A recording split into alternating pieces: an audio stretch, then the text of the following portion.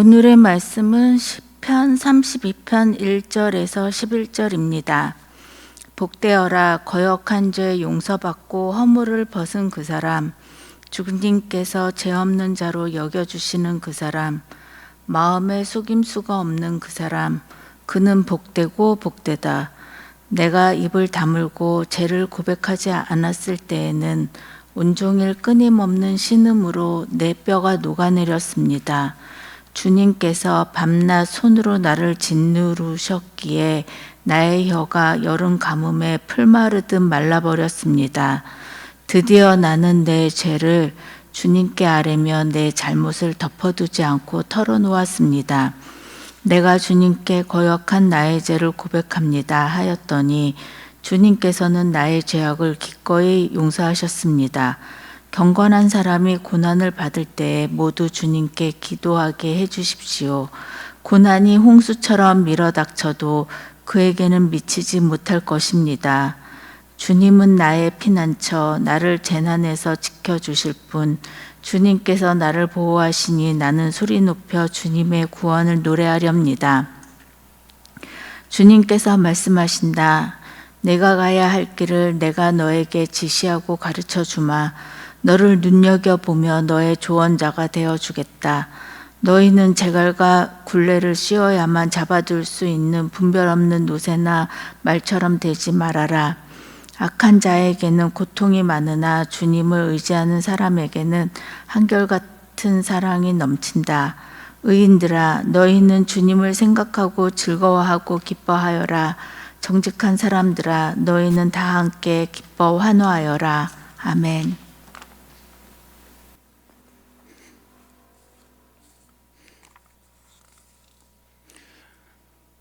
오늘 잘못, 악, 죄 용서 시리즈 네 번째입니다. 제가 지난 주일에 용서는 불가능하다 라는 자크 데리다라는 철학자의 말을 소개했습니다. 우리는 비단 교회에서뿐 아니라 기독교 안에서뿐 아니라 용서라는 말을 참 많이 하면서 살아갑니다. 하지만 근본적으로 이 데리다의 말은 근본적으로 누구를 용서하는 일 또는 무엇을 용서하는 일은 불가능하다 이런 얘기입니다. 근본적으로 불가능하다라는 겁니다. 왜냐하면 일단 저질러진 일과 그 결과는 어떻게 해도 사라지지 않기 때문입니다. 잘못을 저질렀으면 그 결과가 없어지지 않습니다. 지워지지 않습니다. 그런데 데리다는 조금 더 구체적으로 왜 용서가 불가능하냐 하는 얘기를 이렇게 말했습니다. 참 데리다스러운 말입니다. 데리다스러운 말이 뭔지 안 읽으면 모르죠. 그러자 저는 어쨌든 이게 데리다스러운 말이 이런 거다라는 생각을 했는데 이런 말을 했습니다. 만약 용서할 만한 것만 용서하겠다고 한다면 용서라는 그 개념은 사라질 것이다. 용서는 오직 용서할 수 없는 것만을 용서하는 것이다. 참 데리다스럽죠. 끄떡끄떡 하세요 그냥. 그렇다고 생각하고 다시 한번 읽어드리면 만약 용서할 만한 것만 용서하겠다고 한다면 용서라는 그 개념 자체는 사라질 것이다. 용서는 오직 용서할 수 없는 것만을 용서하는 것이다. 그래서 불가능하다라는 얘기입니다. 저는 그러니까 데리다는 이렇게 용서라는 게 불가능하다라고 얘기했는데 또 흉내만 낼 수는 없잖아요. 저는 또 어떤 생각까지 하냐면은 용서라는 것이 뭔지를 정의하는 일도 쉽지가 않다. 불가능하다. 뭐가 용서인지, 용서는 어떻게 하는 건지 그걸 정의하는 것도 이 양반은 다 정의한 것처럼 얘기하잖아요. 그러니까 그게 불가능하다. 용서할 만한 것이 있고 용서할 만하지 않은 것이 있다. 근데 용서는 용서할 만하지 않은 것을 용서해야 용서하는 거다 이런 얘기잖아요. 근데 저는 용서라는 것 자체를 정의하는 일도 쉽지가 않다. 아니 불가능할지도 모른다 라는 생각을 합니다. 이럴 때는 AI한테 물어보는 거죠. 제 AI 쓰는 거 참 별로 안 좋아하는데 편리할 때만 씁니다. 이렇게 아주 기본적인 정의, 왜냐하면 정의는 저보다 훨씬 잘 내리니까 정의를 딱 읽어보니까 이렇게 돼 있어요. 타인이 저지른 잘못이나 죄에 대해서 꾸짖거나 벌하지 않고 너그럽게 덮어주는 행위로서 용서는 이런 거라는 겁니다. 단순히 상대방의 잘못을 묵인하는 것이 아니라 내면의 분노와 앙심을 버리고 스스로 치유와 평화를 찾아가는 과정, 이걸 용서라고 정의해놨더라고요. 고개가 끄덕거려지죠. 아, 그렇지, 역시 잘해. 얘가 참 잘합니다. 기가 막히게 잘합니다. 딱 두 줄로 정의를 해버리잖아요. 그리고 이 정의를 듣는 순간에 맞아, 용서가 이런 거지 라는 생각을 하게 만들잖아요. 근데 이 AI는 거기서 조금 더 자세하게 한 걸음 더 들어가는데 이런 말까지 합니다. 구체적으로 이 용서에는 어떤 요소가 포함되느냐 하면은 감정의 해방, 감정에서 해방되는 겁니다.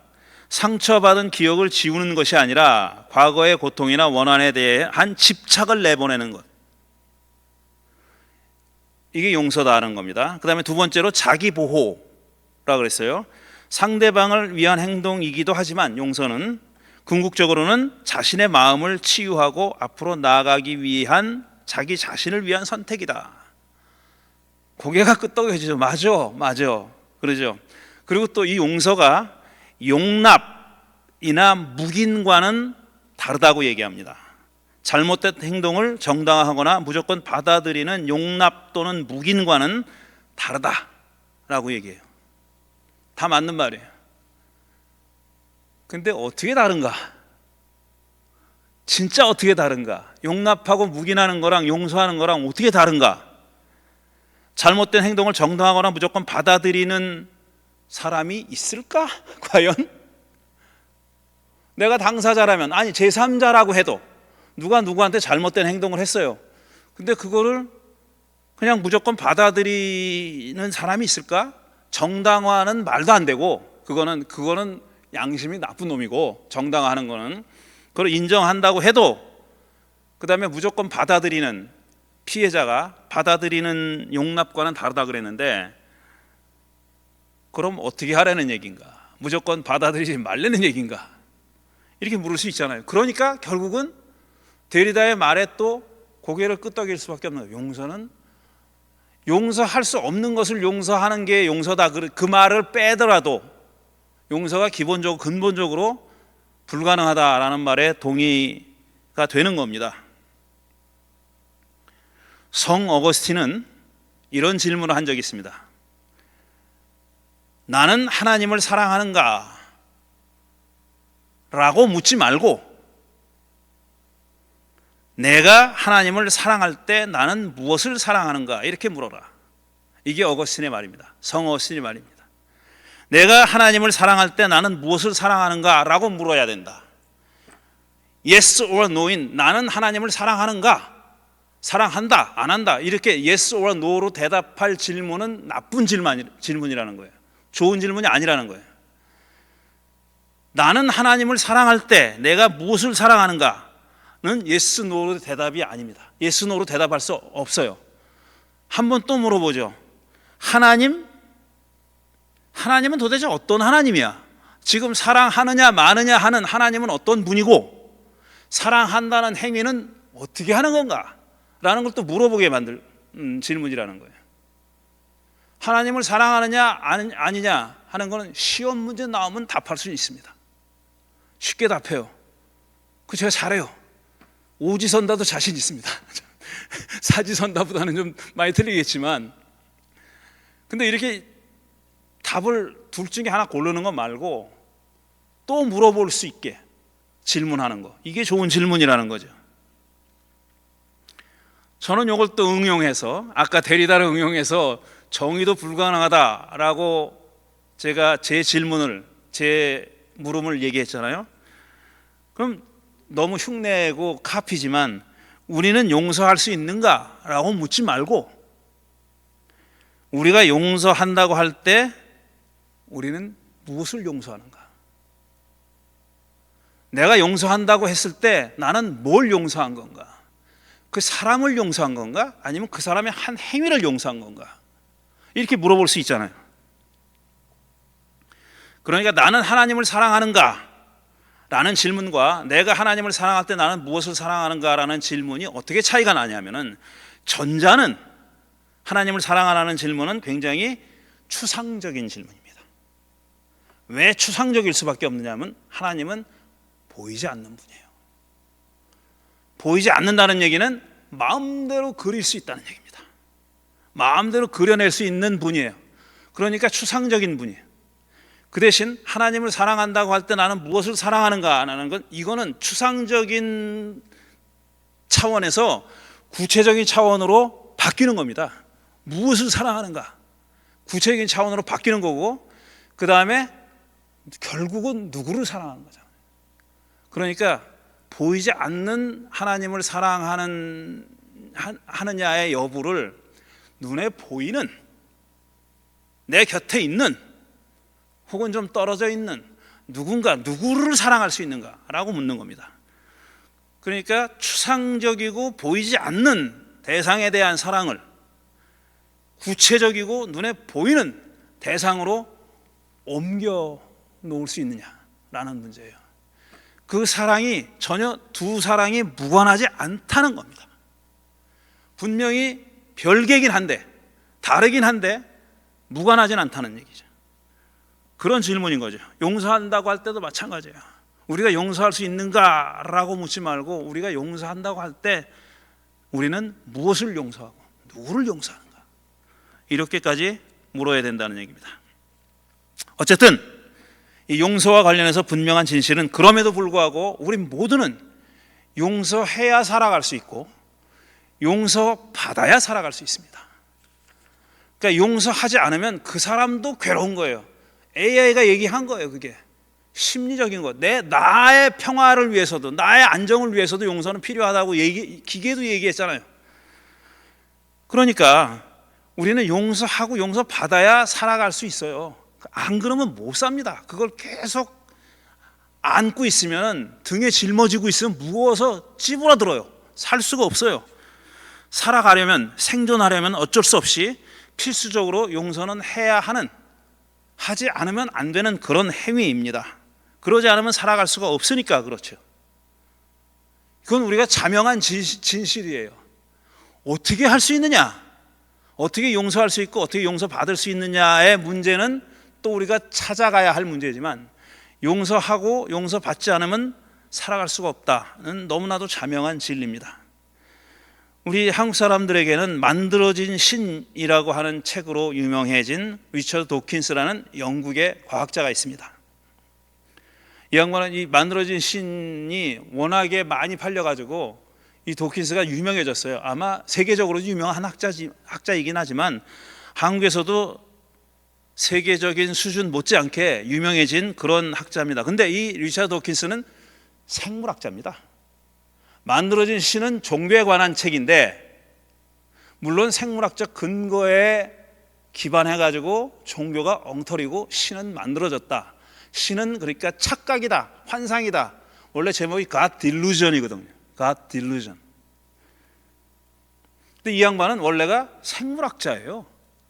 그리고 1970 몇 년도에 쓴 이기적인 유전자라는 The Selfish Gene이라고 하는 이기적인 유전자라는 책은 거의 고전에 해당하는 책입니다. 지인에 관한, 유전자에 관해서는 고전에 해당하는 책인데, 이 한국말로 500페이지쯤 되는 이 책을 문장을 한 몇 단어로 요약하자면, 이것도 AI에서 온 겁니다.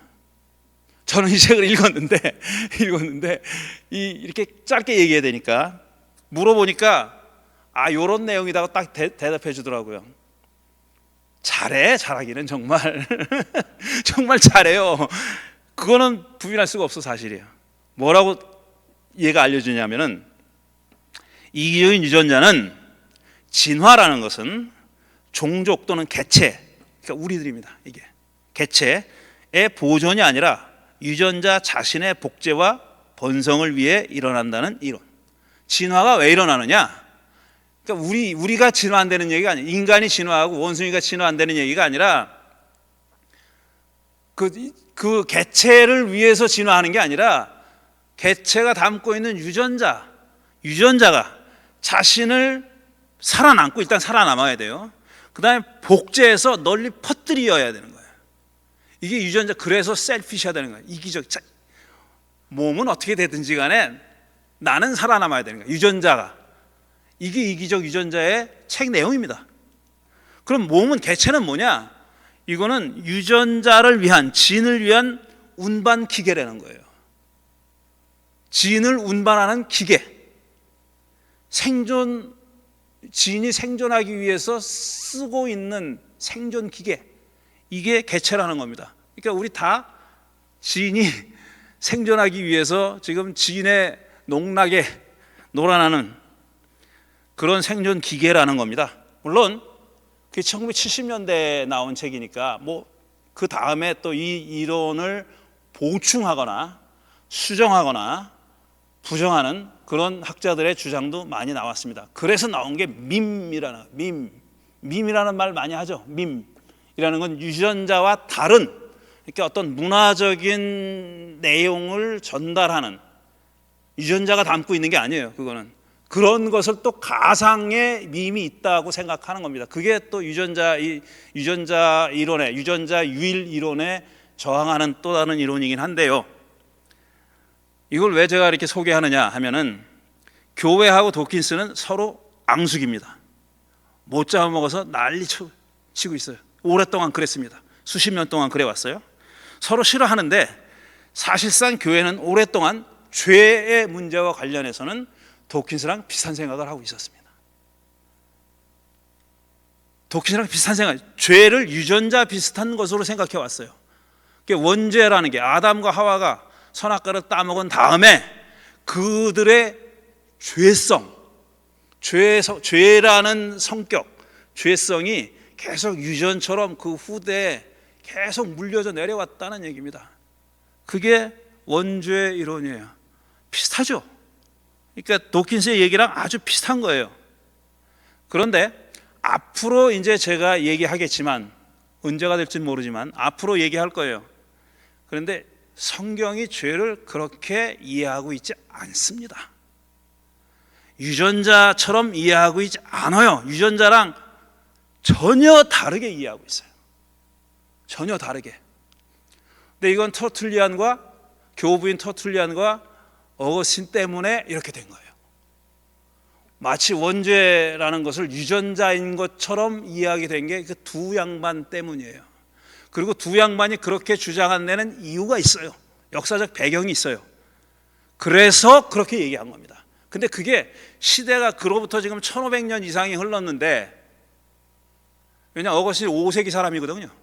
1500년 이상의 세월이 흘렀는데 그걸 아직도 그대로 똑같이 믿고 있는 사람들이 있고, 믿는 건 자유인데 믿어야 한다고, 그렇게 믿지 않으면 안 된다고, 그렇게 믿지 않으면 기독교인이 아니라고 주장하는 사람들이 아직도 다수인 겁니다. 예수님도 죄를 그렇게 이해하지 않았고, 예수님이 죄는 이런 거야 라고 설명한 적은 없어요. 근데 예수님이 하신 말씀이나 행동을 보면은 예수님은 죄를 그렇게 이해하지 않았고, 또 예수님 못지않게 중요한 인물인 사도 바울도 그렇게 생각하지 않았습니다. 사도 바울은 의인은 없나니 하나도 없다, 한 사람도 없다라는 구약 성경의 말을 그대로 믿는 사람이에요. 의인은 없다고 생각하는 사람이에요. 이 사람은 그리스도의 은혜가 아니면, 구원의 은총이 아니면 누구나, 그 어느 누구도 구원받을 수 없다고 믿었던 양반입니다. 그렇지만 이 양반이 생각하는 그 무엇으로부터의 구원, 죄로부터의 구원인데, 그 죄는 이렇게 유전자인 것처럼 생각하지 않았어요. 오히려 바울은 비유를 하자면 유전자가 아니라 죄는 공기와 같은 거다, 이렇게 생각했어요. 좋은 비유인지 모르겠어요. 제가 오랫동안 사용하고 있는 비유입니다. 우리가 숨을 쉬지 않으면 못 살아가잖아요. 공기 속에 들어있는 어떤 불순물 같은 거예요. 그래서 우리는 살아있는 한은 그걸 숨 쉴 수밖에 없는 거예요. 내 안에 유전자로 있는 게 아니라 바깥에 있는 겁니다. 근데 거기서 자유롭게 해방될 수가 없는 거예요. 그게 우리의 삶의 조건이기 때문에, 숨을 안 쉬면 살 수 없기 때문에 어쩔 수 없이 죄도 숨을 쉬게 돼 있다라는 거예요. 비유입니다, 이거는. 공기 안에 불순물이 아니라 죄가 떠다니는 불순물이 아니라 비유하자면 그렇다는 얘기입니다. 앞으로 그 얘기를 계속 할 거예요. 제가 조금 한참 후에 하겠지만, 제 어머니가 1930년생입니다. 조금 개인적인 얘기를 하겠습니다. 1930년생이에요. 그러니까 우리 어머니가 93세에 돌아가신 거예요. 근데 1930년생이니까 일제강점기 시대를 겪으셨어요. 어렸을 때 사춘기에, 그러니까 10대 때 겪으셨잖아요. 그리고 또 전쟁을 겪으셨어요. 저희 외할머니, 외할아버지가 무슨 생각으로 그렇게 하셨는지 모르겠는데, 이 어르신들은 다 남한에 내려와 계시면서 어쩌다가 우리 어머니랑 이모님은 이북에 계셨대요. 그것도 아들들은 또 데리고 내려왔나 봐. 딸들만 누구 왔는지. 우리 외삼촌들은 다 내려와 계셨대. 그리고 마지막에 우리 이렇게 언니인 우리 어머니와 동생인 우리 이모가 뒤에 따로 내려왔다는 거예요. 소 한 마리 파는 돈을 들고 안내자를 사가지고 내려왔다는 거예요. 그 어린 나이에 그러니까 38선이라고 그랬어요. 6.25가 일어나기 전이었던가 봐요. 그러니까 10대입니다. 10대 5살 어린 이모님을 데리고 안내원의 안내를 받아가지고 38선 넘어서 남으로 내려오셨대요. 그러니까 10대 때는 일제강점기에는 얼마든지 일본 성노예로 끌려갈 수 있는 나이였습니다. 그리고 전쟁 직전에 아마 이렇게 동생을 데리고 그야말로 사선을 넘은 거나 마찬가지죠. 그런 일을 겪으신 분이에요. 그러다가 나중에 이 자식이 이제 목회를 하고 그러니까 이제 교회를 다니기 시작하신 거예요. 물론 그 전에 우리 중고등학교 때도 다녔지만 더 심각하게 교회를 다니신 건데, 제가 어머니가 하신 주옥 같은 말씀이 여러 있지만 제가 여전히 기억하는 게 이런 거예요. 어머니는 이렇게 아주 오래전부터, 그러니까 교회라는 데를 발을 들여놓기 오래전부터 나를 지켜주시는 분이 계신다 라는 걸 늘 생각하셨대요. 나를 지켜주고 보호하시는 분이 계신다. 그분을 뭐 하나님이든지 무슨 예수님이든지 그렇게 이름 불러 부르진 않았지만 그런 분이 계시다는 것을 어머님은 분명히 느끼면서 사셨다고 해요. 그런 말씀을 여러 번 하신 적이 있습니다. 근데 우리 어머님의 경험이 긴 세월 동안 우리 인류가 겪어온 경험과 맞닿아 있는 겁니다. 그러니까 우리 인류가 문명이라는 것을 이루고 살기 이전부터, 그러니까 흔히 말해서 원시 생활을 할 때부터 우리 인간들은 그걸 느끼면서 살았어요.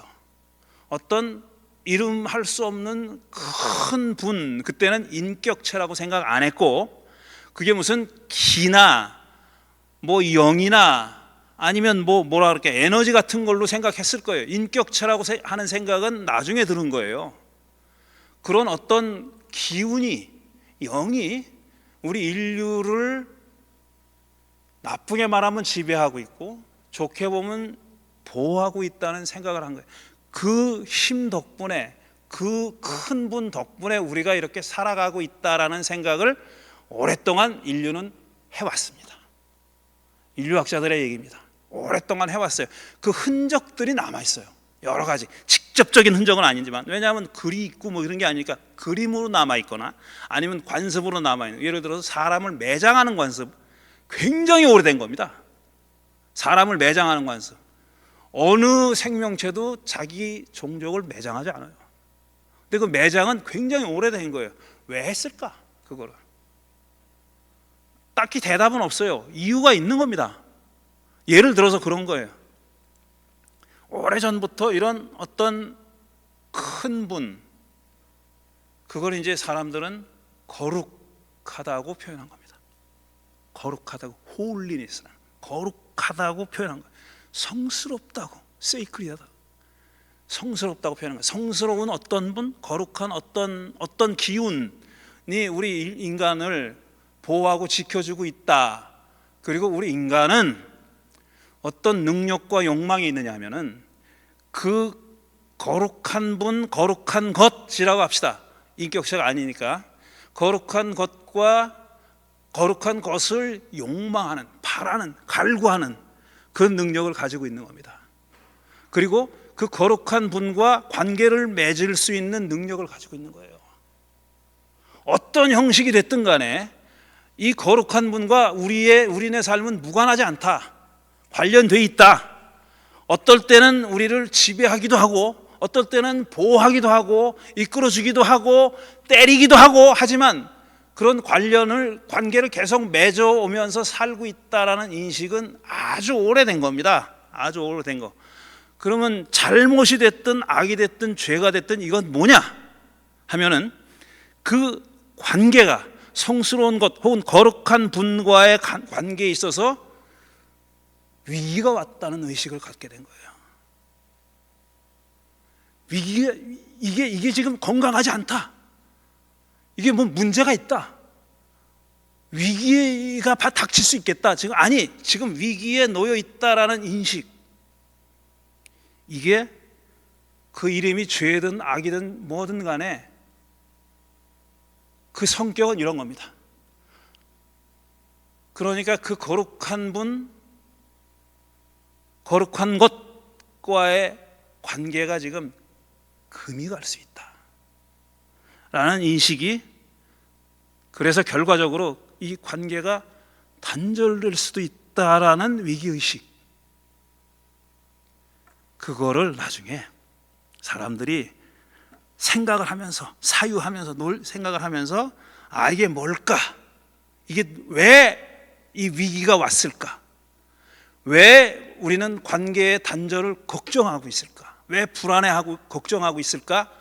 이거를 논리적으로 찾아 나가면서 이불이니 사탄이니 죄니 악이니 하는 것들을 점차 구체화하기 시작한 겁니다.